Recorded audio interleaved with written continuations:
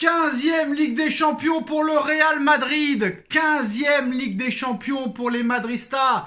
15e Ligue des Champions pour les Merengues. 15e Ligue des Champions pour la Maison Blanche. 15e Ligue des Champions du Real Madrid. C'est totalement incroyable. Mais qu'est-ce que le football est injuste. Mais vous allez me dire quoi? Le Real Madrid ne mérite pas cette Ligue des Champions? Le Real Madrid n'aurait pas dû remporter cette 15e Ligue des Champions? Le Real Madrid n'a pas pratiqué de football ce soir, mais est-ce que c'est vraiment la faute du Real Madrid et de ses joueurs si le Borussia Dortmund est incapable de mettre leurs occasions au fond? Donc à un moment donné, je veux bien qu'on me dise « Oui, le Real ne mérite pas. Oui, le Real Madrid n'a pas joué. » Mais est-ce que c'est la faute du Real Madrid si le Borussia Dortmund a raté toutes leurs occasions? Parce qu'à un moment donné, moi je veux bien qu'on critique le Real ne fait qu'attendre, le Real ne fait que défendre, le Real attend le bon moment pour officialiser leur occasion. Bah oui, c'est le Real Madrid, tu les connais, ça fait des années que ça dure, ça fait depuis 2014 que ça dure avec Ancelotti, 2016, 2017, 2018 avec le Real Madrid, 2022 rebelote avec Ancelotti et 2024 rebelote avec Ancelotti. Vous les connaissez le Real Madrid, donc ne faites pas les surpris. Faut arrêter d'être surpris par cette équipe. On sait qu'elle a de la chance, on sait qu'elle a de la chatte, on sait qu'elle ne fait que défendre, on sait qu'elle est très efficace devant le but, donc à un moment donné tu le sais. Donc si tu ne supportes pas la pression et tu n'arrives pas à mettre au moins une occasion au fond sur tes 6 ou 7 occasions, et à un moment donné tu peux t'en prendre qu'à toi-même. Qu'à toi-même. Voilà. Le Real Madrid, contrairement à Dortmund, ont mis leur occasion au fond. Et c'est ce qu'on demande à une équipe de football. Le Real Madrid a prouvé que c'était une grosse équipe parce que le Real Madrid n'a pas besoin de 12 000 occasions pour en mettre une au fond. Le Real, ce soir, c'est 100% d'occasion, 100% de but. Donc si le Borussia veut pleurer, ils peuvent pleurer que sur eux-mêmes. Parce que s'ils avaient mis leur occasion au fond, il n'y aurait pas de débat ce soir et le Borussia aurait remporté leur 2e Ligue des Champions. C'est tout. Mais à un moment donné, c'est vrai que voilà, il ne peut rien arriver à cette équipe du Real Madrid. Pour ceux qui me suivent depuis longtemps, je vous ai annoncé dès le début de saison, dès que j'ai vu les matchs de poule, j'ai su que cette équipe, il ne peut rien leur arriver. Si tu veux battre cette équipe du Real, il faut que tu sois exceptionnellement fort. Comme l'a été Manchester City la saison dernière. City était tellement fort l'année dernière qu'ils n'ont même pas eu besoin d'Haaland sur le match aller et le match retour pour exploser le Real. Là, Manchester City, cette année, c'était moins fort. Mais voilà, le Real est toujours là au bon moment. C'est le meilleur club du monde, c'est le club le plus aimé du monde, c'est le club le plus titré de l'histoire du football, c'est le club où tous les joueurs du monde entier veulent jouer, c'est le club le plus supporté de l'histoire, c'est le club le plus supporté au monde, c'est le club qui vend le plus de maillots au monde, c'est le club qui fait le plus d'argent au monde, c'est l'un des plus beaux stades du monde, c'est l'une des plus belles villes peut-être d'Europe, Madrid. Voilà pourquoi tout le monde veut jouer là-bas. Et voilà pourquoi tous les meilleurs joueurs du monde ont joué dans ce club. Et il y a des joueurs qui sont prêts à baisser significativement leur salaire pour jouer dans ce club. Mbappé quand même passe de 72 millions à 15 millions pour jouer au Real. Modric a été voir Florentino Pérez en lui disant « Tu peux baisser mon salaire, je m'en fous, je veux rester au Real ». Ancelotti a dit qu'il voulait finir sa carrière d'entraîneur au Real. Tous les plus grands joueurs ont joué au Real Madrid. Tous les plus grands joueurs de l'histoire du football ont joué au Real Madrid. Donc voilà, il n'y a pas de fumée sans feu. Pour moi, le Real Madrid mérite de remporter cette Ligue des Champions. Après, peut-être que le football a perdu ce soir. C'est vrai que le Borussia Dortmund a produit beaucoup plus de jeux que le Real Madrid. Le Real n'a rien montré entre la première et la 74e minute de jeu. Mais dominer n'est pas gagner.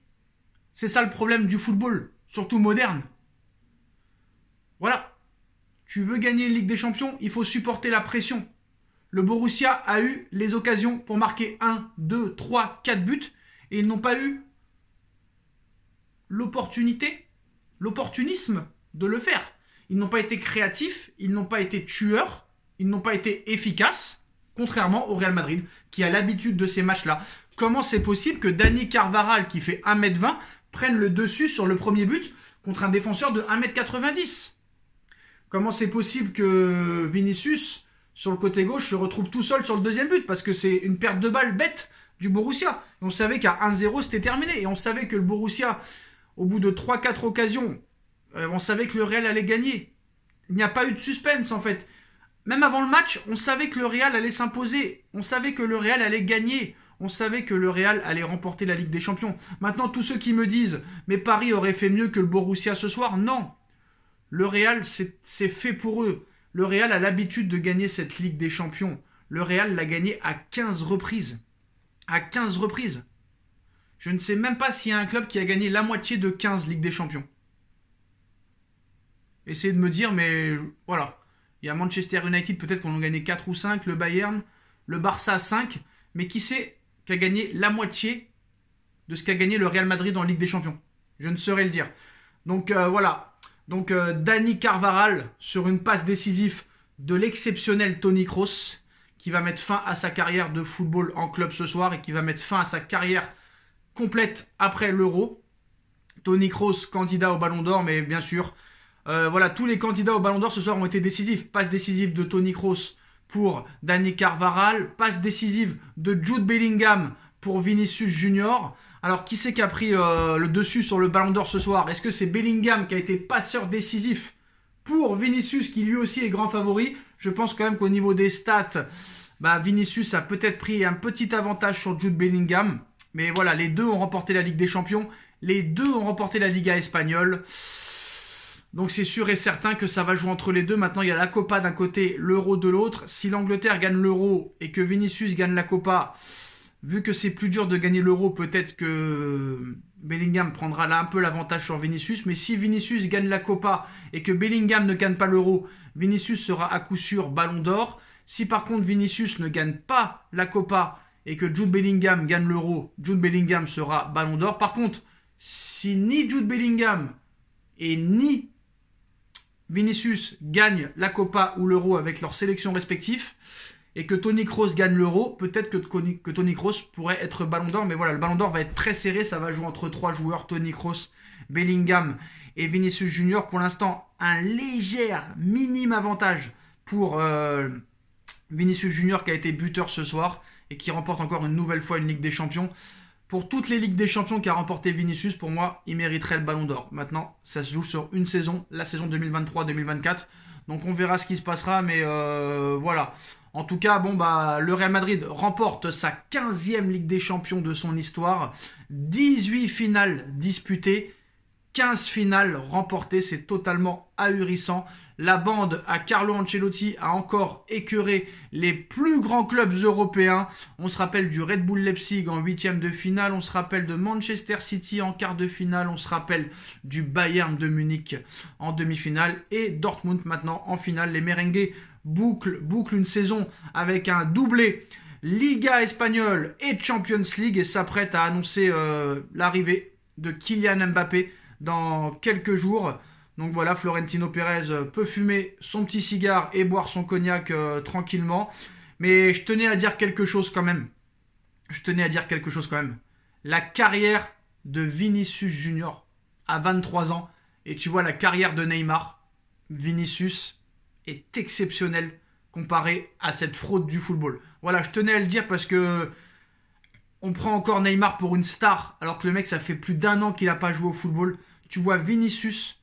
23 ans, le palmarès qu'a déjà Vinicius, c'est totalement incroyable. C'est un joueur qui a souffert de racisme dans les tribunes espagnoles, dans les tribunes européennes. Et franchement, ce gars-là, il est exceptionnel. Vinicius est un joueur incroyable, remarquable, talentueux. C'est exceptionnel. Voilà, c'est exceptionnel. Et le palmarès que déjà il a, déjà 2 Ligues des Champions, 3 Super Coupes d'Espagne, 2 Coupes du Monde des clubs, une Coupe d'Espagne, une Super Coupe d'Europe, 2 Ligues des Champions. C'est incroyable. S'il gagne la Copa América, il aura déjà presque tout gagné.